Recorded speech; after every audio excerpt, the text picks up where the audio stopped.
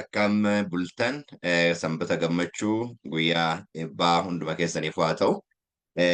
Guyyaan ganamni kun nu biratti iddoo biraatti ammoo obboloota tokko bakka biraa jiran biratti galgala yeroo fudhannaa sanbataati. Waaqayyo karaa hundattuu nu gargaaree yeroo kana sanuuf kenne guddaa isa galateeffannaa maqaan isaa baraan baraatti kan eebbifame haa ta'u jecha.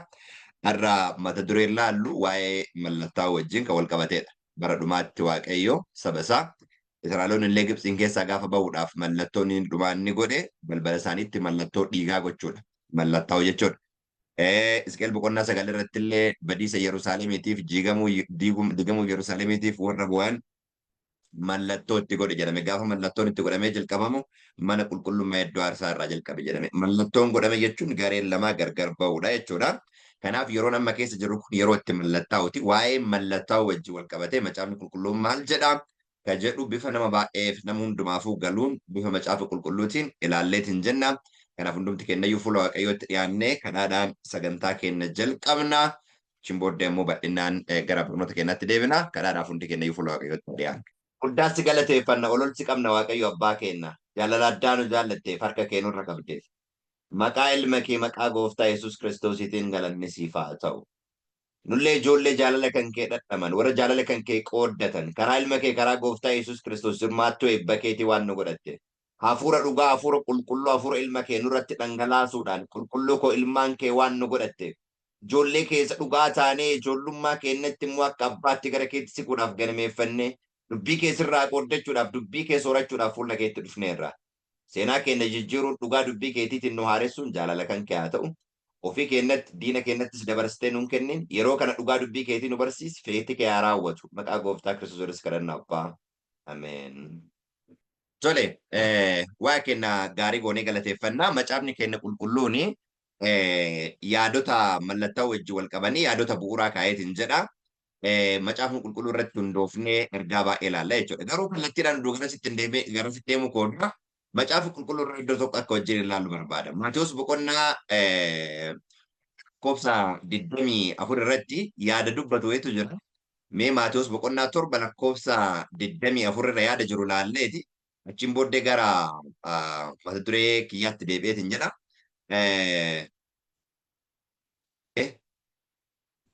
Tole. Sarara macaafa qulqulluu irratti akkuma argitanii Maatiyos boqonnaa 7:24 irratti macaafni qulqulluun akkana jedha. Yesuus egaa namni dubbii koo dhageeffatee akka isaatti hojjetu hundinuu nama ogeessa mana isaa dhagaa irratti ijaaratetti fakkeeffamaa jedha. Dhagaa irratti ijaaratetti fakkeeffamaa. Namni dubbii koo dhaga'ee raawwatu nama ogeessa mana isaa dhagaa irratti ijaarateedha. Bokkaan roobee, lolaan lola'ee, qilleensi qilleensa'ee mana isaatti bu'anii jedha. Manichi garuu hundeensaa dhagaa irra dhaabamee waan tureef hin jigne jedha. Ittaan se'oo namni dubbii koo dhageeffatee akka isaatti hin hojjenne hundinuu garuu nama gowwaa mana isaa hundee malee lafa cirracha irratti ijaaratetti fakkeeffama. Bokkaan roobee, lolaan lola'ee, qilleensi qilleensa'ee mana sanatti bu'an manichi hin jige.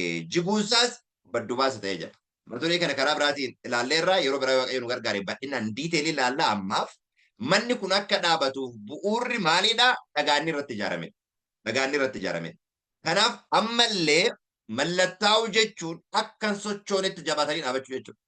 Akka hin sochoonetti jabaatanii dhaabachuudhaaf firmili istaandiin gochuus dhugaarrallee ka dhaabatu dhugaarratti soballee ka dhaabatu sobaaf adda bahee jechuudha. Akka sochoonetti gaafa dhaabatu. Baay'ee haga ammaatti warri mallattoo bineensichaa fudhatee hin jiru. Haga ammaatti. Mallattoon bineensichaa fudhatanii hin jechuun dandeenye. Sababni isaa stiil na'u carraan araaraa jira waan ta'eef. Dhugaadhaaf garuu warri mallattaanii adda bayan ammatti ijoolleen waaqayyoo akka isaa adda baaraan ilaalla jechuudha. Okay, waan kana wanta akkatti qofaa asii jala murree akka deemnu barbaada. Dhagaa irratti ijaaramu. Maaltu dhufe? Qilleensa, roobaa, lola. Kunniin hundinuu iddoodha akka sochoofne mana maalirratti ijaarateedha? Dhagaa irratti ijaarateedha. Macaafni qulqulluun akkana jedha. Waa'ee dhagaa gaafa dubbatu Yesuus Kiristoos Maatiyos kana irratti dubbiin guddaan inni bu'uura kanaaf bu'uura jedhee Kiristoos kaa'ee gaafii an eenyu jedhudha. Gaafii an eenyu jedhudha. Adda mata dureen kiyya isaa miti. Garuu dhagaa kana qofa ilaaluu barbaadeetti. Yesuus isinoo eenyu naan jettu jedheen. Simoon Phexros deebisee ati masicha ilma waaqayyo jiraataati jedheen. Kanarratti Yesuus deebisee yaa Simoon ilma Yoonaati kan ayyaanumteedha jedhe. You are blessed jedheen kan eebbifamte. Kan abbaa koo isa waaqarra jiru sitti mul'ise malee yaadni namaa foonis sitti mul'ifne jedhee. Nammallee kanaaf pointiin guddaan barbaade. Pointii lakkoofsa 16 17 irratti 18 irratti akkana jedhe. Asittan himaa akkuma Phexros jechuun dhagaa jechuu ta'e ati dhagaadha. An dhagaan sochoone kana irratti waldaa koo maal godha jedhe ijaaraa jedhe. Waldaa koo ijaara jedhe. Kanaaf amma wanti dhagaa irratti dhaabachuun nama jabeessuu fi waldaa Yesuusiitu dhagaa irratti ijaarame. Dhagaan sun ammoo maal ka jedhudha? Yesuus Masii ilma waaqa jiraataa ka jedhu. Masii ilma waaqa jiraataa ka jedhu. Kanaaf dhagaa kana irratti warra ijaarametu dhaabata jechuudha. Dhagaa kana warra ijaarame qilleensi dhufee, lolaan dhufee, roobni dhufee iddoodhaa isaan sochoosu. Garuu wanti ati irra dhaabatteettu sun dhagaa kana moo kanaa miti ka jedhu adda baafachuun hojiidha jechuudha. Dhagaa kana moo yookaan immoo kattaa kana irra dhaabadheera moo ka biraa jechuudha adda baafnee beekuun baay'ee barbaachisaadha jechuudha. Kattaa kana irratti waldaa koo ijaarra jedhe. Phexrosiin inni akkas jedhameen kun ammootu maal jedhee hiike waa'ee kanaa yeroo dubbatu Phexrosiin akkas jedhameen sun tokkoffaa dhagichi Kiristoosii jedhe. Lammaffaa nuti warri gara dhugaa kanaa waamnellee maal ni jedhe dhagaa. Gooftichi inni isin gara isaa dhuftan akka dhagaa jiraataati. Dhagaa jiraataati. Namoonni dhagaa sanan tuffatanii inni garuu Waaqayyo biratti fu'amaadhaa fi gati jabeessa. Ila argitanii Phexros illee dhagaadha. Kiristoos dhagaa jiraata. Lakkoofsi irratti maal jedhe? Yesuus luboota qulqullummaa ta'uudhaaf aarsaa hafuuraa isa karaa Yesuus Kiristoos Waaqayyo duratti fudhatamu dhiyeessuudhaaf akka dhagoota jiraatoo ijaarsa mana isaa hafuuraa sanaaf haala. Kanaaf amma Kiristoos dhagaa jiraataadha. Itti deebinee ammootu nullee dhagaa jiraataa ta'anii dhagaa kanarra ijaaramuu qabna jechuudha. Faawundeeshiniin baay'ee murteessaadha. Faawundeeshiniin baay'ee murteessaadha. Faawundeeshiniin kiristaanummaan duuka buutuun Kiristoos irratti ijaarame Yesuus Masii ilma waaqa jiraataa kan jedhudha. Waaqni jiraataan abbaa gooftaa Yesuus Kiristoos itti kan jedhudha. This is the foundation. Hundee kanaan ala eenyullee hundee biraa dhaabuu hin danda'u. Hadha namoonni hundee biraa akka waan kaaniitti hundee kanaan ala eenyullee kana ta'uu hin danda'u. Hundee Phaawulos maal jedhe? Eenyullee hundee kanaa irra hundee biraa kaa'uu hin danda'u jedhe. This is the message of sealing. Rook ka jedhu kan irratti xiyyeeffataadha waan ta'eef iddoo biraa tokkotti dhagaa ka jedhu itti dabaleeti gara mallattaa'utti hin deebi'a. Keessa deebii boqonnaa 32 irratti keessa deebii boqonnaa 32 lakkoofsa tokkorraa yeroo dubbifne yaa bantiiwwan waaqaa annan dubbadhaa mee dhagaa yaa lafa dubbii afaan kootii dhageeffadhu. Barsiisi koo akka bokkaa coccobu dubbiin koos akka fixeensaa gada haa bu'u. Akka bokkaa cophuutti biqiltuu xobbee irratti akka tiifuu marga irratti gadaa cabu jedha. Mata dureen dubbii an dubbachuu barbaadu waa'ee dhagaa kattaati ka waan ta'eef isa roganna hordofaa. Ati maqaa Waaqayyoo nan labsa inni guddina Waaqayyoo keenyaan beeksisa lakkoofsa 4 poointii nan barbaada. Akkana jedha. Inni kattaa jabaadha jedha. Inni kattaa jabaadha. Wanti inni godhus mudaa hin qabu jedha. Ingiliffisaa immoo maal jedhaa? He is the rock. Dhagaan kun isa Israa'elootaaf bishaan burqisiisaa ture Kiristoos asirratti ammootu Waaqayyollee dhagaatti akka fe'e. Kanaaf dhagaan keenya inni amanamaan asirratti kan dubbate Waaqayyo dubbii koo jedha. Kiristoos immoo dubbii nan dubbadhu dubbii Waaqayyooti jedhee yeroo dubbateetti hin jedhu arginee hin jenne jechuudha. Baay'ee gaarii. Amma immoo hundee irratti dhaabanne kattaa dhagaa irratti dhaabanne kana erga laallee kaaneen booddee waa'ee mallattaayuu akkamitti ergaa kana wajjin wal qabata. Ka jedhu tokko tokkoon suuta jennee ilaalaa deemneet hin jenne jechuudha. Akkuma jalqaba jechuudhaaf yaale gaggabaabsinee tuma laallee hin jenna mallattaa'uu wanti jedhu maalidha jalqaba. Sealing. Dhimma mallattaa'uu yeroo baay'ee haasofna. Dhimma ijoollee waaqaatiif ijoollee addunyaa yookaan namoota waaqaaf adda bayan kan adda baasudha. Dhimmi mallattaa'uu dhimma baay'ee murteessaadha. Waan qoosatti bira darbinu miti. Kanaaf waa'ee mallattaa'uu yeroo dubbannu gara macaafa qulqulluutti yeroo deebineet hin jennu tokkoffaa mallattaa'uu jechuun maal jechuudha? Lammaffaa eenyutu mallatteessaa?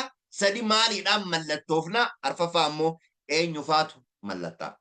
Eenyutu mallatteessa? Eenyufaatu mallattaa? Maaliin mallattoof? Yookaan ammoo mallattaa'uu jechuun maal jechuudha? Mata dureen kunniin tuqaalee ijoo beekuu qabnu keessaa isaan tokkodha jechuudha. Gaafileen kunneen gaafii bu'uura deebii argachuu qabanidha. Mallattaa'uu jechuun dhugaa irratti miilaan lafa gadhaabachuu yookaan dhugaa guutuu ta'e amananii fudhachuudha. Akka sochoonitti jechuudha. Akkuma jalqaba jechuudha. Asirratti xiqqoo namoonni dhageeffatan namoota guutuudha waan ta'aniif baay'ee kaalii godha. Caafata raajii irratti word to word qotishiin hundin waan jiraniif macaafa qulqulluudhaatti wanti fokkasii gochuu barbaadeef namoota addunyaa hundumaa akka dhaqqabu waan barbaadeef. Roganna dhageeffadha. So mallattaa'uu jechuun maalidha? Ragaa kana eessaa fudhadhe? Efesoon boqonnaa 1:13 irratti isin immoo ergaa dhugaa wangeela fayyina keessanii karaa isaa dhageessan. Karaa isaa gaaf jedhu karaa gooftaa Yesuus Kiristoos jechuudha. Gubbaarra dubbisuu dandeenya. Isin warri dhageessaniitti amantan hafuura qulqulluu abdachiifamee mallatteeffamtaniittu jedha. Okay, maaliif mallattoofna kan jedhu booddee waan itti deebinuufi mallattaa'uun dhugaa dhagayanii dhugicharra dhaabachuudha. Namni tokko mallattaa'e gaaf jedhamu wangeela fayyina keessanii karaa isaa dhageessanii isin warri dhageessaniitti amantan. Dhageessanii maal jedha macaafni qulqulluun amanuun dhaga'uurraa dhufa jedha. Dhaga'uunoo dubbii waaqaa irraa dhufa jedha. Karaa biraatiin akka makakuu harawaatti barnoota kiristoosii irraa dhufa jechuudha. Barnoota kiristoosii irraa dhufa jechuudha. Kanaaf amanuun dhaga'uurraa dhufa, dhaga'uun immoo dubbii waaqayyoo irraa dhufeeti jedha. Dhaga'uun dubbii waaqayyoo irraa dhufeeti jedha. Kanaaf dubbii waaqayyoo kana dhageennee dubbicha amannee irra dhaabanne jechuun mallattaa'uu jechuun isa kana jechuudha. Maaliif mallattoofna kan jedhu waan laallu. Kanaaf mallattaa'uun ergaa wangeela fayyinaa guutuu dhaga'anii garaa guutuudhaan itti amananii itti jiraachuu jechuudha. Kanaaf Kiristoos maal jedhaa? Anatti gargar baatanii waan tokkollee gochuu hin dandeettan. Hin dandeettan jedha. Amanuun inni jedhu dhufanii Kiristoos hin biraa deemuu hin taane isin warri itti dhamaatanii dadhabdan ba'aan kan isinitti ulfaate gara kootti koottaa an boqonnaa isiniif kenna jedha. Macaafni qulqulluu yeroo dubbatu. An boqonnaa isiniif kenna jedhee dubbatee jira jechuudha. Kanaaf boqonnaa isa biratti arganna jechuun dhiifnee achi isa biraa deemna jechuudha hin taane anatti qabadhaa jiraadhaa anarraa baradhaa anoo garraamiidhaa kan gadu deebisedha jedha. Isarraa barachuu of keessatti qabata jechuudha. Isarraa barachuu of keessa qabata. This is sealing. All right. Lammaffaa Qorontos boqonnaa tokko lakkoofsa 20-21 irraa olaallee abdiin waaqayyoo hundinuu karaa Kiristoos haa ta'u jedhanii raawwatamu. Haa ta'u jedhanii raawwatamu. Kanaaf nus karaa isaa ameen jennee waaqayyoof galata galchina jedha. Karaa jennu karaa gooftaa Yesuus Kiristoos ameen jennee waaqayyoof galata galchina. Isin wajjin jabeessee kan nu dhaabee jedha. Pointii jabaatanii dhaabachuudha jedhu naa qabadha. Isin wajjin jabeessee kan nu dhaabe hojii kanaafis kan nu dibe waaqayyoodha. Waaqayyoodha. Milikkita kan isaa ta'uu keenyas nutti mallatteesseera qabsiisa garaa keenya keessa kaa'amu. Hafuura isaa maal godheera jedha. Nuuf kenneera jedha. Kanaaf mallattaa'uun jabaatanii dhaabachuudha jechuudha. Kana biraatiin dibamuudha jechuudha. Hojiidhaaf adda bayuudha. Mallattoofte gaafa jedhan dibamteetta hojiidhaaf adda baateetta jechuudha. Kanaaf Kiristoos gaafa hojii isaa jalqabu hafuura qulqulluudhaan dibame, hafuura qulqulluudhaan guutame. Hojii ergamoota Luqaas boqonnaa 3:21 irratti hafuura qulqulluudhaan dibame yookaan ammoo hafuura qulqulluun bifa gogeetiin irra bu'e. Hojii Luqaas boqonnaa 4:1 irratti ammoo hafuura qulqulluudhaan guutame. Kanaaf jecha lachuu wal faana deema jechuudha. Hafuura qulqulluudhaan dibame, hafuura qulqulluudhaan guutame. Akkasitti seexanaa wal'aansoo qabeetiin jedha. Nullee amma wal'aansoo isa dhumaa seexanni addunyaa irratti fayyadamu keessatti ijoolleen jala dhaabatanii wal'aansoo kana jala dhaabachuu danda'an warra jabaatanii dhaabatanidha. Jabeessee kan nu dhaabe, kan nu mallatteesse, hafuura isaatiin kan nu dibe jedha. Jechi kunniin lachuu wal faana deemeetiin jedha. Itti aansee lammaffaa Ximootoos boqonnaa 1:19 irratti haa ta'u iyyuu malee hundeen waaqayyo kaa'ee jabaatee dhaabata. Kanaaf hidhamaa jira Kiristoos yeroo dubbatu. Abbaan gara kootti yoo harkisuu dhabaate homtuu gara koo maal ta'uu hin danda'u? Dhufuu hin danda'u. Dhufuu hin danda'u yeroo jedheeti. Hundeen waaqayyo kaa'ee jabaatee dhaabata. Mallattoon gooftichi warra kan isaatii beekaa. Kana malees inni goofticha maqaa dhaatu jal'ina irraa haa deebi'u jedhus hin qabaata jedha. Gooftichi kan isaa beeka. Kana isaa beeka wanti jedhamee maanni mallattoo itti godhameera jechuudha. Fakkeenyaaf namni tokko awutoriitii kan kee kan agarsiisu. Ati barreeffama tokko yoo barreessite eenyummaa abbaa waan san barreessee maalirraa laaltaa? Mallattoo irratti godhameerraa laalta. Mallattoo irratti godhameerra laaltee kun kan isaatii jettaan. Kana ebalutu barreesse, kana ebalutu laalee, kana ebalutu gulaalee jettaan. Mallattoo isaatiin jechuudha. Kanaaf gooftichi warra kan isaatii beeka kan jedhu Israa'eloonni Gibxii gaafa bayan balbala isaanii irratti dhiiga diban. Gaafa dhiiga kan argu ergamaan du'aa mana isaanii irra darba. Mana isaanii irra darba. Kanaaf mallattaa'u jechuun dhugaa irratti miilaan lafatti gadi dhaabachuudha. Gooftichi kan isaa beeka jedhamuudhaaf adda ba'uudha jechuudha karaa biraatiin. Qulqullaa'u adda ba'u mallattaa'u jedhama. Okay. Amma mallattaa'u kan jedhu erga laallee eenyutu mallatteessa? Eenyutu mallatteessa? Gaafiin kun xiyyeeffannaa gaafata waan ta'eef raafilii ariifannee waan deebifnu miti. Kanaaf suuta kennee macaafa qulqulluu laalla. Akkuma isiniin jedhe namoonni kana wajji wal qabatee akka waldaa Adiventistiitti caafata raajii ragaa barbaaddan exactly laayinii wal fakkaatu kan qophaa'e sheer isin gochuu danda'a. Garuu Macaafni qulqulluun ammoo hundumaaf bu'uura waan ta'eef kanaafidha. Kanaaf eenyutu mallatteessa? Baay'ee gaarii. Jalqabaa macaafa qulqulluu irratti wangeela Yohaannis boqonnaa 6:27 irraa akkana jedha. Nyaata baduuf hin dhama'inaa. Nyaata jireenya bara baraatiif argamuuf dhama'a malee. Ilmi namaa inni Waaqayyo abbaan mallattoo itti godhe nyaata kana isiniif kennuuf jira isaaniin jedhe. Kanaaf akka asirraa ilaallutti kan mallatta'e eenyunni ilma isaati. Ilma namaa kan jedhame eenyunni Yesuus Kiristoos. Eenyutu mallatteessa Yesuusin? Waaqayyo abbaadha. Kallattiidhaan maal jedha macaan qulqulluun? Ilma namaa inni Waaqayyo abbaan mallattoo itti godhe jedha. Ilmi namaa kan jedhame asirratti eenyudha? Kiristoos Yesuus. Ilma namaa kan jedhame. Ilmi namaa inni Waaqayyo abbaan mallattoo itti godhe. Kanaaf ilma isaa kan mallatteesse eenyunni? Abbaadha. Abbaadha. Kallattiidhaan. Ilmi isaa mallattoo jechuun maal jechuudha biraati? Addunyaarra adda ba'uu dedication abbaatti dabarsee of kenne dhugaa isa qabatee dhufe irratti gad dhaabate fedha kiyyaa miti feetii kan kee haa ta'u jedhu. Aarsaa dhugaan gaafatu jaalalaan qaban. Addallee warri mallattaayan warra akka Yesuus Kiristoos fedha kiyyaa miti feetii kan kee haa ta'u warra jedhanii. Mallattaan warra jedhaman isaan kanidha. Firmly standing on truth. Maatiyoos boqonnaa 24:30 irratti yemmus milikinni ilma namaa waaqa keessaa hin mul'ata. Yeroo sanatti sabni biyya lafaa hundinuu boo'uuf jiru. Ilmi namaa immoo duumessoota waaqarraa humnaaf ulfina guddaadhaan dhufuuf jira jedha. Kanaaf ilma namaa kan jedhame eenyunni Kiristoos Yesuus ilma Waaqayyooti jechuudha. Kanaaf ilma namaa eenyutu mallatteesse yookaan Kiristoos eenyutu mallatteesse? Abbaadha. Abbaadha. Maaliidhaan mallatteessee kan jedhu mootu macaafni qulqulluun hafuura qulqulluudhaan mallatteesse. Maaliidhaan mallattoo na jenna gubbaarratti? Hafuura qulqulluu isa guyyaa fayyinaatiif ittiin mallattooftan maaliin godhinaa? Gaddisiisinaa kan jedhu booddeen laalla waan ta'eef poointii kana rogaatti xiyyeeffadhaan na hordofa. Sore kanaaf Kiristoos Waaqayyo abbaatu mallatteessa. Itti aansee kan jiru mootu kanarratti wanti hubannu mallattichi mallattoo waaqa abbaa yookaan mallattoo waaqa jiraataati. Mul'ata boqonnaa 7:2 maal jedha? Ergamaan tokko immoo Waaqayyo isa jiraataa bira mallattoo fudhatee karaa boruutu ba'u nan arge. Ergamichi ergamoota arfan warra lafaaf galaana miidhuun isaaniif kenname sanaan sagalee guddaadhaan waamee jedha. Sagalee guddaadhaan waamee maaliin godhinaa? Gadi hin dhiisinaa jedheen. Mallattichi mallattoo inni jechuudha. Mallattoo waaqa jiraataati. Mallattichi mallattoo waaqa jiraataati. Mallattoo waaqa jiraataati. Kiristoos gaafa waamnu macaafni qulqulluun maal jedhaa?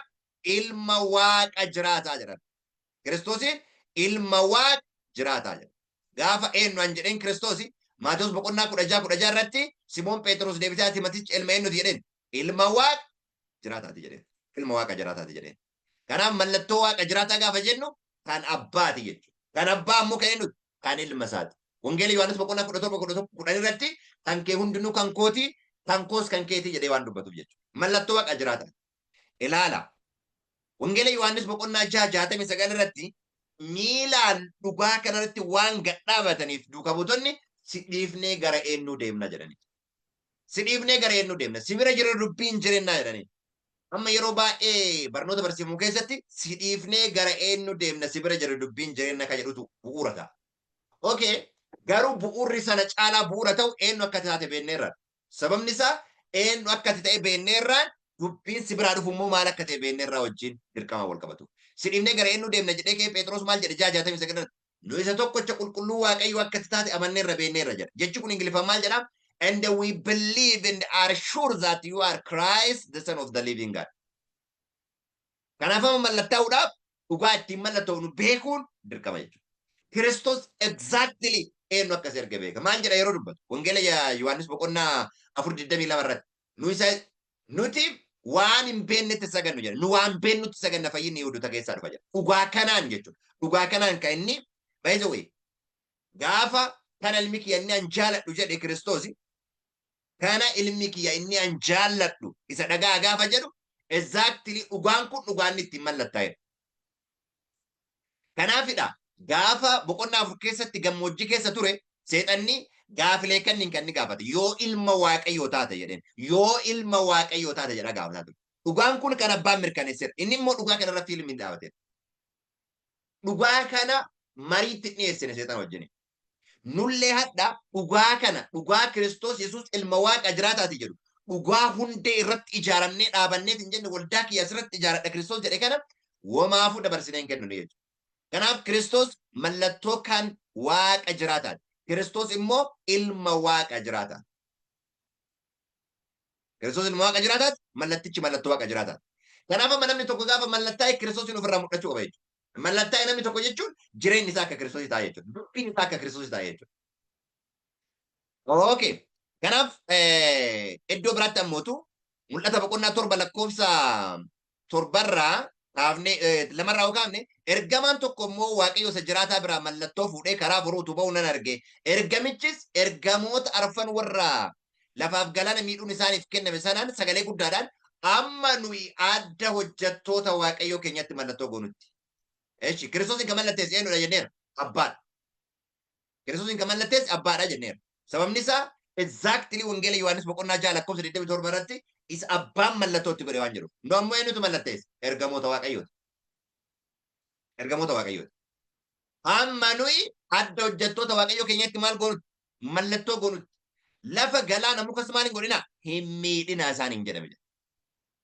Amma nutti mallattoo ka godhu ergamoota waaqayyooti. Ilma isaatti immoo mallattoo ka godhe waaqayyo abbaadha.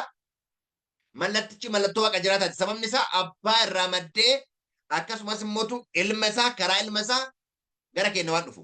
By the way, maaliin mallattoofna ka jedhu ergicha ilaallee irraa moo ammoo maaliin mallattoofna ka jedhu ammallee booddee illee ilaalla.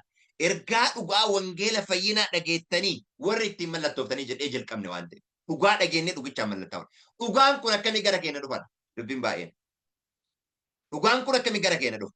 Macaafni qulqulluun ifa godhee kan inni lafa kaa'u karaan dhugaan jireenyi ana jedha Kiristoos. Anaan ala eenyullee gara abbaatti dhaquu hin danda'u jedha.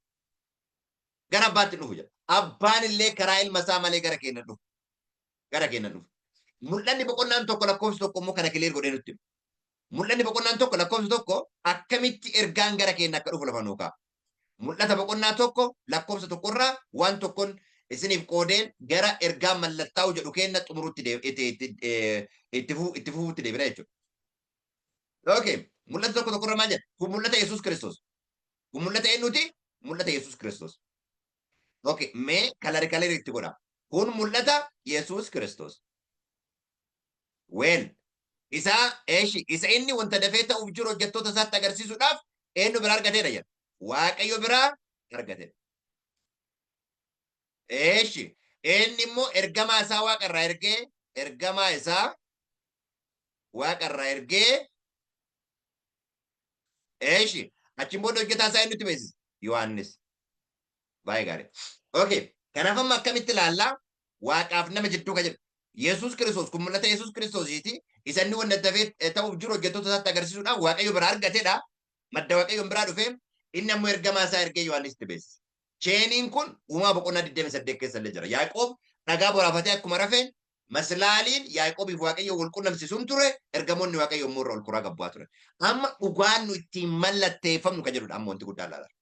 Kiristoos exactly dhugaa dhageenyee dhugicharra miilaan lafa gadhaabachuun mallattaa'u yoo ta'u Kiristoosin mallattaa'eera gaafa jennu dhugaan inni dhaga'ee irra gal dhaabate. By the way, waan hin beekneef miti. Waan kanaan dura hin beekneef miti. Lafarra anaafis hin bakka bu'ee waan dhufeef ergaan Kiristoos dhufee lafarra gadhaabate kana ilmi kiyyannaan jaaladhu isa dhagaa ka jedhu. Kanaaf dhagaafa seexanni takka takkaan gaafataa ture yoo ilma waaqayyoo taate jedhee kan inni gaafataa ture isa marii dhiyeessine seexana wajjin wanti inni mariitti seenee hin jiru. Dogongora eeruu inni hubatee sirreessaa fi ture malee. Kanaaf aniif isinillee dhugaan irratti miilaan lafa gadhaabannu maal ka jedhudha? Yesuus masii ilma waaqa jiraataati ka jedhudha. Dhugaan nu ittiin mallattoofnu jechuudha. Ilaalla poointii kana baasee roga dhageeffadha. Sababni isaa akkitti kanaan dura tarii hubannuu fi macaafni qulqulluun maal akka jedhu kallattiidhaan garagara waan ta'eef. Kan ittiin mallattoofnu hafuura qulqulluudhaan mallattoo. All right. Kanaaf ergamoota waaqayyootu mallattoo godha. Amma nuyi kan jedhu ergamoota baay'ina ergamoota mallatteessanii agarsiisa. Kanaaf namoonni hundinuu ergamoota kallattii addaatiin samiirraa ergaman dhuunfaatti kan isaanii irra badaa qaba jechuudha. Kanaaf nu ergamootatu nu mallatteessa jennee irraa ilma isaa immoo waaqayyo abbaatu mallatteesse. Sababni isaa divaayiniidha molokotiin. Waaqummaan gara biyya lafaatti dhufe. Kanaaf ergamoonni gargaarsaaf yoo ta'e malee even wanti isaan ilma isaatiif godhan wanti biraan jiru jechuudha. Okay. Kanaaf gaafii murteessaan xiyyeeffannaa barbaadu maaliidhaan mallattoofna ka jedhu. Sila maal jenne yeroo dubban. Efesoon 1:13 irratti. Isin immoo ergaa dhugaa wangeela fayyina keessanii karaa isaa dhageessanii karaa Yesuus. Isin warri dhageessanii itti amantan hafuura qulqulluu abdachiifameen mallatteeffamtaniitu. Amma mata duree kana wanti irra deemuu barbaadee fi yeroo baay'ee murteessaadhaa fi yerootti xiyyeeffannaadhaan waa hunda ilaaluu qabnu waan ta'eef. Kanaan dura illee dhiyeessineera. Okay. Efesoon 1:13 irratti. Maaliidhaan mallatteessa jedha? Hafuura qulqulluu abdachiifameen mallatteeffamtaniittanii jedha. Efesoon itti aansee lammaffaa Qorontos 1:22 irratti milikkita kan isaa ta'uu keenya nutti mallatteesseera jedha. Milikkita kan isaa ta'uu nutti mallatteesseera. Qabsiisa garaa keenya keessas hafuura isaa nuuf kenneera. Hafuura isaa nuuf kenne akkasitti mallattoo namni tokko mallatta'ee gaafa jedhamu ilma waaqayyoo ta'e jechuudha. Adda ba'e jechuudha. Ilma waaqayyoo ta'uuf immoo Galaatii 4:4 irratti hafuura ilma waaqayyoo fudhate jechuudha. Baay'ee gaariidha. Efesoon 4:30 irratti eeruun kun yeroo baay'ee namoonni ariifatanii dubbisu. Hafuura waaqayyoo isa qulqulluu jedha. Ilaa hafuura waaqayyoo isa qulqulluu kan jedhu posees ka godhu ka qabu ka eenyu ownership ka eenyu mul'isu ka waaqayyoo ta'uu isaa mul'isu. Hafuura waaqayyoo isa qulqulluu. The Holy Spirit of God. Holy Spirit qofa oduu hin taane the Holy Spirit of God. Isa guddaa fayyinaatiif ittiin mallatteeffatan maal hin godhina? Hin gaddisiisina. Isa guyyaa fayyinaatiif ittiin mallatteeffatan hin gaddisiisina. Mee asitti eeroo asitti haa dabalu. Isa guyyaa fayyinaatiif ittiin mallatteeffatan maal hin godhina jedhaara? Hin gaddisiisina. Okay, hin gaddisiisina.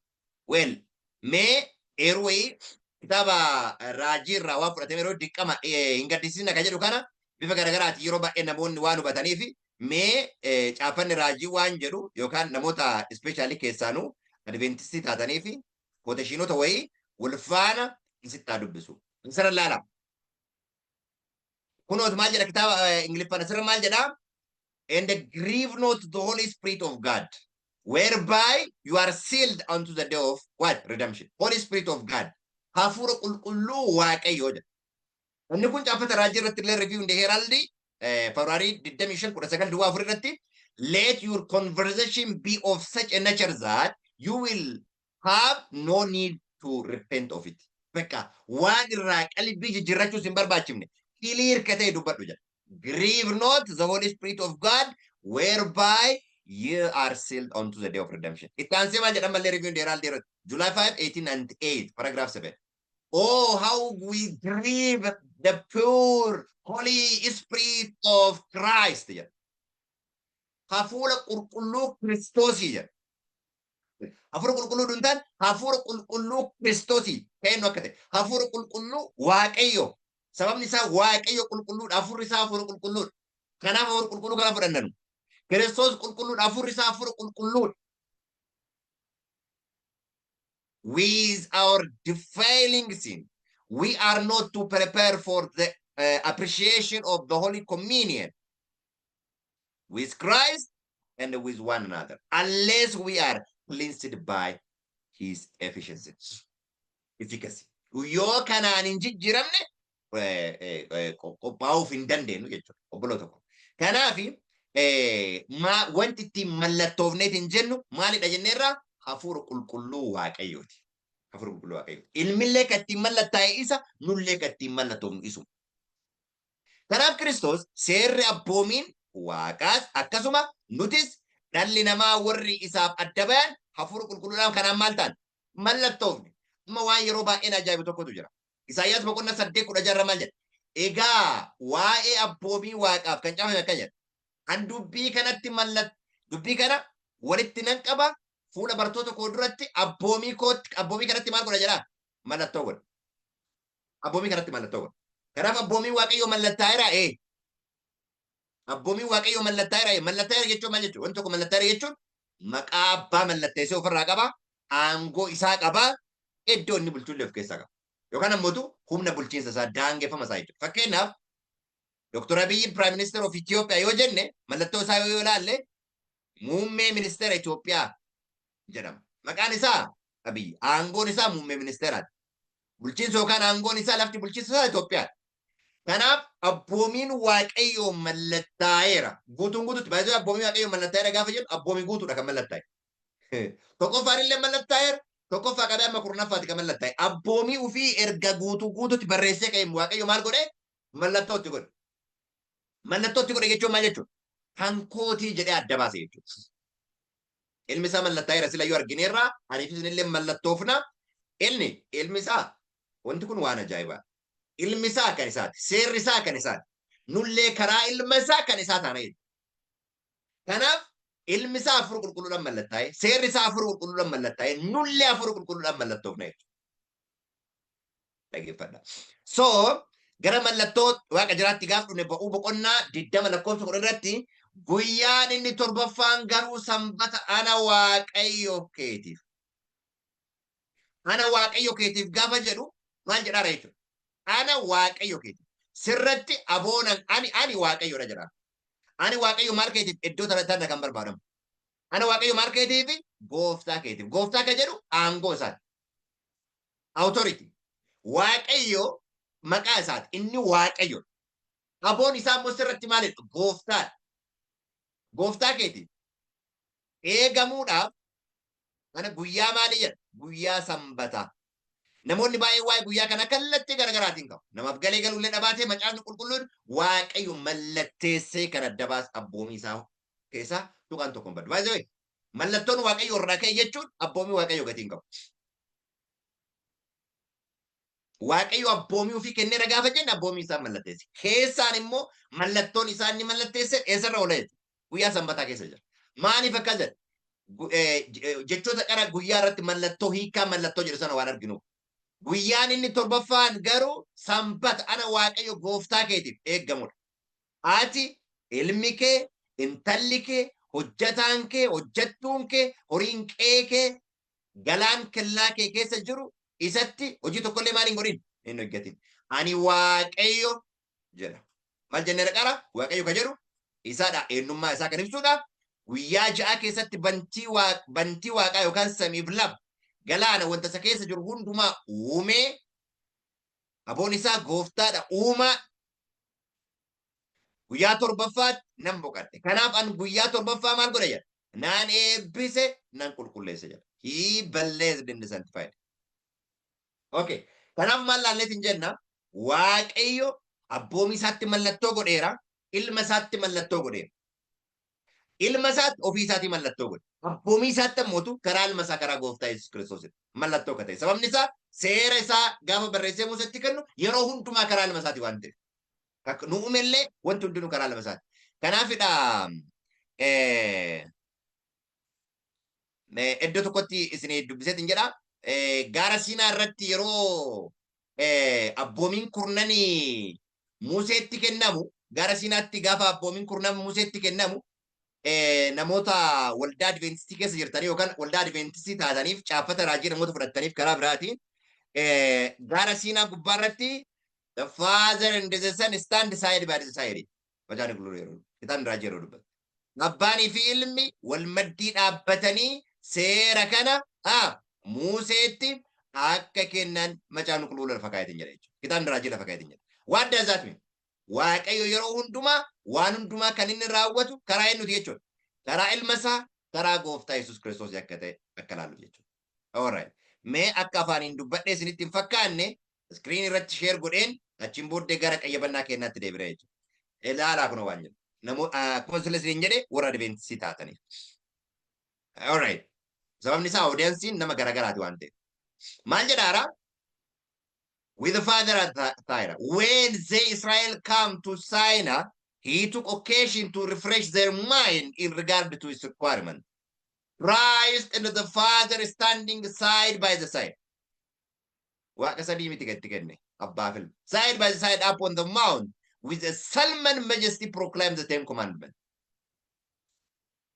Kanaaf abboomii kurnan yeroo isaan irra deebi'anii akka raaj irra deebiin refresh ta'an yeroo godheetiin jedhu ilma isaatiin karaa ilma isaa wajjiniin akka inni kennu lafa ka'a. Karaa ilma isaati wanti hundi dhugate. Kanaaf mallattoo inni gaafa jennu ilmi isaa mallattaa'eera yookaan ammoo abboomiin isaa mallattaa'eera nuti seen mallattoofna jechuudha. Seerri isaa mallattaa'eera gaafa jennu amma yeroo baay'ee ka barsiifamaa inni namoonni addunyaan kan ittiin mallattaa'an sanbataanii jedhu. Kan ittiin mallattoofnu hafuura qulqulluudhaan. Hafuura qulqulluudhaan mallattoofne jechuun ammoo dhugaa sanbataallee waluma qabne abboomii waaqayyoo fudhanna. Sababni isaa abboomii waaqayyoo guutuudhaaf abboomama. Abboomii waaqayyoo guutuu keessa sanbanillee hin jiru. Namni tokko mallattaa'e gaafa jedhamu amala waaqaa mul'isa. Amala waaqaa gaafa mul'isu Kiristoostu keessa jira jechuudha. Kiristoos keessa jira jechuun amala waaqaa mul'isa jechuun abboomii waaqayyootiif abbooma. Abboomii waaqayyoo keessa tokkoffaan illee kiidha, kudhanaffaan illee baay'ee kiidha. Arfaffaan baay'ee kiidha. Sababni isaa mallattoon waaqayyoo yeroo abboomii isaa irratti godhatu wadhakkaa irratti reflect ta'ee ka'ee feetiin jedhe guyyaa sanbataa irratti. Wadhakkaa isaa irratti jechuudha. Kanaaf abboomii waaqayyoo guyyoota abboomota kaawwan irraa sanbanni guyyaa kaawwan irraa adda yookaan ammoo soorii abboomota kaawwan irraa abboomiin addaa sanbata jechuu barbaadee duntaan abboomiin hundinuu wal qixxeedha. Garuu mallattoon waaqaa guyyaa sanbataa irratti akka inni buufate. Achi keessa waan jiruuf jechuudha. Kanaaf maaliin mallattoon? Hafuura qulqulluudhaan mallattoon. Hafuura qulqulluudhaan mallattoon. Argitanii gaafa mallattoofne ammootu abboomii waaqayyoo guutuu akka eenyu macaan qulqulluu fagaa jechuudha. Eenyu faatu mallattaa? Jecha lamaan tokkotu jira garaagarummaa. The seal and the sign. Sabbath is the sign of God. We are sealed by the Holy Spirit. Hafuura qulqulluudhaan mallattoon. Macaan qulqulluun kallattiidhaan waan jiraaf jechuudha. Receiving the sign of God between us and him. Nuuf isa gidduu ka jiru jechuudha. Baay'ee gaarii. Kanaaf eenyu faatu mallattaa amma dubbiin cimtuun tanan. Eenyu faatu mallattaa? Dhalli namaa akka mallattoo walii galleerra. Akkuma abboomii isaatti mallattoo godhe, akkuma ilma isaatti mallattoo godhe, by the way, waan jaalatu lama qaba jedha. Ilma isaatii fi abboomii isaati. Ilma isaatii fi abboomii isaati. Ijoolleen waaqayyoo warri inni jaalatullee warra amala ilma isaatiif amala abboomii isaa mul'isaniif. Abboomiin isaa amala waaqayyooti. Amalli waaqayyoo karaa ilma isaati kan mul'atu. Warri waaqayyoon bira jaalatamni jechuudha. Okay, lammaffaa Xiimotewos 1:9 irraa yeroo dubbifnu maal jennee dubbifneet hin jenne gooftichi warra kan isaatii beekaa.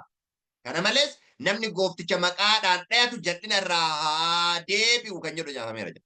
Warri kan isaatii beeka. Mallattoo waan itti godheeru. Kanaaf warri kan isaa ta'an jal'ina irraa maal haa ta'an? Haa deebi'an. Isaayyaas 33:14 hamma 16 haa dubbisu. Namoonni mallattaayan namoota isa wajjin jiraachuu danda'anidha. Cubbamoonni Xiyoon keessa jiraatan naasuudhaan hin qabamu. Warri waaqayyoon hin sodaanne hin romma'u. Isaan yemmus nu keessaa eenyutu ibidda nama fixu bira jiraachuu danda'a. Kanama turee kana yeroo biraa baay'ee itti deebina. Waaqayyo yeroo bara dhumaatti ibidduma nama gajjissa moo laata maalidha ibidda akka jedhame. Sirra macaan qulqulluu maal jedhaara? Eenyutu ibidda nama fixu bira jiraachuu danda'a.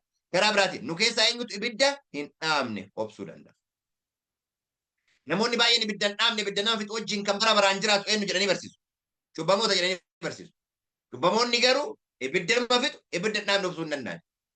Isa wajjin kan jiraatu eenyu faadha? Nama balleessaa malee jiraatu. Amma warroonni mallattaan warra kana. Kan bishaan isin cuubaa inni dhufu garuu maalidhaan isin cuuba jedhama macaan qulqulluun. Ibiddaa fi hafuuraan isin cuuba. Isaan sunni warra maal ta'anidha? Warra balleessaa malee jiraatu. Nama wanta qajeelaa dubbatu. Nama bu'aa karaa jal'inaa dhufu ceepha'u. Nama gabbarsuu fudhachuu irraa harka isaa eeggatu. Nama waa'ee nama ajjeesuu dhaga'uu jibbee gurra isaa cuqqaallatu. Jibbee gurra isaa cuqqaallatu. Nama wanta hamaa ilaalu jibbee dunuunfatu jira. Ijaanillee gurraanillee waan namaa dhageen irraa fagaachuu qofa duuntaan dhaga'ullee nama hin barbaanne jechuudha. Namoonni mallattaan warra akkasii. Hojii ergamoota 4:30 irratti kanaaf Kiristoos hafuura qulqulluu maqaa Yesuus hojjataa keessa qulqulluutiin dhukkubsattoota fayyisuudhaaf milikitaa fi dinqii garaagaraa gochuudhaaf harka kee diriirsi jedha. Kanaaf ilmi waaqayyoo maalidha? Qulqulluudha. Kana roganna dhageeffadha na qabadha amma waan kana booddee konkluudii goonuu jira waan ta'eef. Okay, ilmi waaqayyoo maalidha? Qulqulluudha. Ilmi waaqayyoo qulqulluudha. Lammaffaa ilmi waaqayyoo maalidha? Hafuura. Caafanni qullaan addaaminni duraa nama foon qabu ta'ee addaaminni lammaffaan hafuura jireenya kennu ta'e. Hafuura jireenya kennu ta'e. Maal jenneera seet? Qulqulluudha jenneera ilmi waaqayyoo. Hojjataa keessa maali? Keessa qulqulluu. Isa qulqulluu. Inni qulqulluudha. Inni maali? Hafuura. Waan kana rogan laala waan jedhaarutu jira waan ta'eef mee xiyyeeffadhaan wal bira qabaa laala. Maal jenneerraa ilmi waaqayyoo qulqulluudha ilaalleerraa ilmi waaqayyoo yookaan Kiristoos addaamni lammaffaa hafuura jireenya kennu gadi. Eeshi akkasumas abboomiin isaa qulqulluudha. Kan mallattaa'e kunniin jechuudha. Amala warra mallattaa'anii adda baasuu waan barbaade. Seerri isaallee ofii isaatii qulqulluudha. Seerri isaa ofii isaatii maali? Qulqulluudha. Abboomichis qulqulluu qajeelaadha si jedha.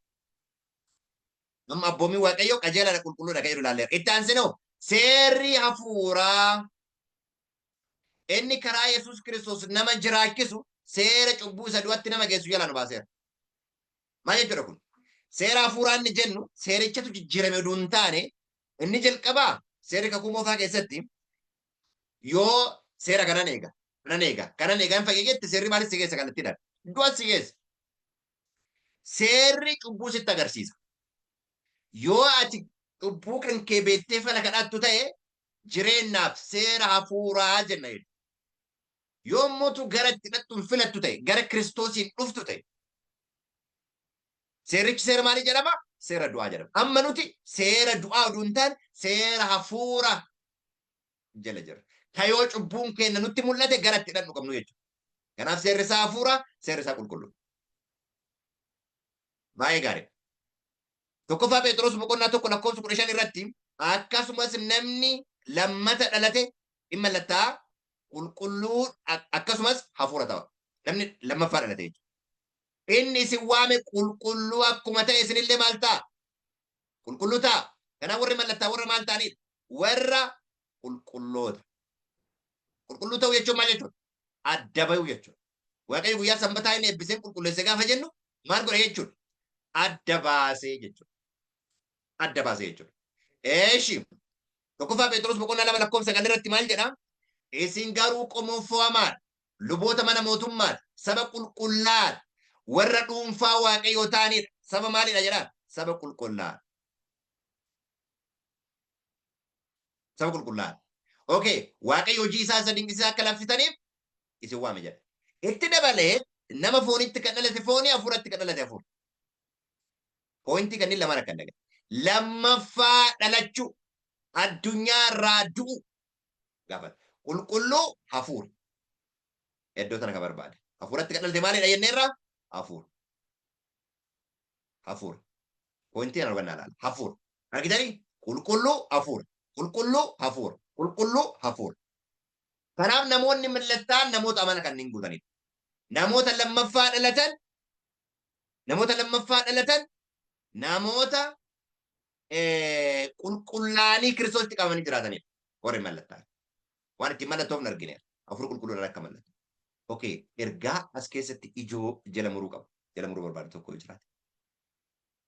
Dhugaan irra gadhaabannee ittiin mallattoof kan warri 144 adda isaanii irraa qaban gara macaafa qulqulluutti deebi'ee ergaalee mummuraasa tokkiin isiniif kaasee ka'eeti achiin booddee goolamna. Macaafa qulqulluu qayyabannaa kana jechuudha.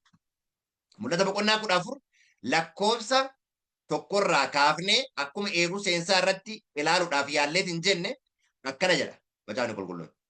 Ergasii ani ilaalee tulluu tsiyoon ergasii ani ilaalee olichi tulluu tsiyoon irra dhaabbatee nan arge namoonni 1,444 warri maqaan abbaa isaatis adda isaanii irratti caafame isa wajjin turani jedha. Dhugaan ittiin mallattoofnu isa adda keenya irratti barraa'e kana. Dhugaa ittiin mallattoofnu dhugaa abbaa fi ilmaan. Isa Kiristoos hundee kana irra dhaabadha jedhedha baay'isoo. Kiristoos masii ilma waaqa jiraatatti kan jedhu hundee irra dhaabannudha. Kan ittiin mallattoofnu illee dhugaa sana. Kanaaf amala isaanii gaafa kaasu lakkoofsa irratti isaan kun warra dubartoota bira dhaquudhaan of hin xureessinedha. Isaan eerota duudaadha. Warra lafaa walitti dhaqu hundumattuu isa duukaa bu'an isaan kana. Isaan kun sanyii lafaa hundumaa keessaa eenyuuf warra adda baanidha jedha. Waaqayyoo fi hoolichaaf warra adda baan. Warra adda baanii jedha. Adda ba'uun kun ammootu doktoriinii Kiristoosiitiin mirkanaa'a. Barnoonni Kiristoos immoo maal jedhaa? Namni barsiisa Kiristoositti qabamuu dhiisee kanarra darbee barsiisu waaqayyoon biraan qabu inni barsiichatti qabamee jiraatu ammootu abbaa ilma sun biraa qaba. Kanatti dabaltee illee hir'isuun illee hin danda'u jechuudha. Hundee ishee kanarra kan dhaabanneet illee. Kanaaf yerootti yeroon mallattaa'u keessa jirra. Yerootti sabni waaqaa addunyaa irraa gargar ba'u keessa jirra. maalirra jirtu laata? Maalirra jira? Maalirra jira? Maalirra jira? Waaqayyo ergaan dhalli namaa hundinuu akka dhaga'u barbaadu waaqayyo akkasitti tokko calma isaan makennutti biyya lafaa jaallate. Dubbiin jedhu wangeela Yohaannis boqonnaa 3:16 ergaa addunyaa guutuu geggeessudha jechuudha. Kanaaf har'a adda keenyarra mallattoo eenyutu jira? Adda keenyarra gaafa jedhu kontirool yaada sammuu kennaa to'atee akshinii hojiitti jijjiirru kaa to'atee dhugaa kaminni. Macaan qulqulluun kan jedhu qabu maqaa abbaa fi ilmaatu adda keenyarra jira. Hafuura qulqulluu isaatiin mallattoofnee adda baanee hafuura qulqulluuf keessaa qabna taanaan immootu eenyuuf eenyutu nu keessa jiraata? Abbaaf ilmatu nu keessa jiraata. Nullee nu keessa jiraan abbaaf ilma keessa jiraanna. Mata dureen kun yeroo hundumaa kan ittiin goolamnudha. Mata duree qayyabannaa keenya kamuu duree kamuu yoo qayyabanneet hin jenne kan ittiin goolamnu isa kanadha. Ergaa Yohaannis isa tokkoffaa boqonnaa 2:24 irraa macaan qulqulluun akkana jedha. Wanti isin jalqabdanii dhageessan garaa keessan keessa haa jiraatu. Wanti isin jalqabdanii dhageessan garaa keessan keessa yoo jiraate isin ilmichaa fi abbicha keessa jiraattu jedha. Eenyu feene keessa jiraattu? Ilmichaa fi abbicha keessa jiraattu jedha. Abbaan dhaga'u haa dhaga'u. Namni dhaga'u gurra qabu yoo jiraate haa dhaga'u. Ilmichaa fi abbicha keessa jiraanna. Kanatti wanti dabalu hin jiru, wanti irraa hin jiru. Tokkummaan kennallee abbaaf ilma wajjin. Nuti ilmichaaf abbicha keessa jiraachuu qofa hin taane ilmichiif abbichi illee nu keessa jiraatu. Ilmichiif abbichi illee maal godhu? Nu keessa jiraatu. Wangeela Yohaannis boqonnaa 14:23 Yesuus deebisee eenyullee yoo na jaallate naa kan jedhu Yesuusin. Na jaallate dubbii koo raawwate Yesuus. Abbaan koo immoo isa jaallata. Nu isa biran dhufnaa iddoo jireenyaa isa biran godhan. Buufata eenyu gaafa jedheen inni abbaaf ilma. Kun hundinuu maaliidhaan ta'a? Hafuura qulqulluudhaan ta'a jechuudha. Hafuura qulqulluu inni dhugaa isa kana. Hafuura qulqulluun inni nu barbaannu isa dibata jedhameedha malee isa biraa isa kophaatti abbaan ala qaama biraa jedhamu. Hafuurri nuti barbaannu dibanni isin fudhattan garuu isin keessaa jiraatu. Inni waan isin barsiisuuf namni biraa isin barsiisuun isin barbaachisu. Hafuurri isaa inni dibata jedhame kun waa'ee waan hundumaa maal godha? Isin barsiisa. Isin barsiisa jechuun maal jechuudha? Roome 8:16 hafuura keessatti hafuura isaa wajjin walii gala jechuudha. Walii galtu jechuudha. Dhugaa kanaan dhaabannee warra dhugaa sobaan soba jedhan akka ta'an waaqayyo ka dhageenya nuuf haa eebbisu. Hundumti keessanuu eebbifamaa. Yeroo mallattaa'uti gaafii gaafadhaa hundi keessanuu. Gaafii nama biraati miti. Nama biraa gaafachuun baay'ee jalqabe of gaafattedha. Yoo of gaafattee deebii dhabdedha. Gaafadhaa rakkina hin qabu. Maaliin mallattoofnaa jedhaa gaafadhaa.